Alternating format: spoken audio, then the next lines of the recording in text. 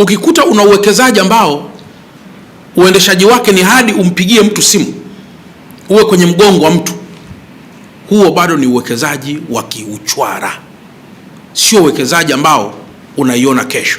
Baadhi ya baa sasa ziko kwenye uuzaji mpaka wa madawa ya kulevya. Zile shisha ambazo leo zinatumika, zipo ambazo zinachanganywa na madawa ya kulevya. Mkoa wa Dar es Salaam tusipokuwa makini, tutazalisha mateja wa kutosha kuliko kuzalisha potential human capital. Huwezi kulewa kwa flavor ya matunda. Filosofia pamoja na mathematics ya kawaida, ni tunda gani linalolewesha ambalo umelichanganya? Mtu anakuja kufika kwenye bar yuko fresh, the moment anaanza kuvuta shisha ambayo yuko pale, anatoka amelewa. Analewaje kwa flavor ya tunda? Manake ile ni matumizi ya madawa ya kulevya ambayo yako mixed within. Yapo kwenye bar ambazo tumewapa leseni, mfanyie kazi.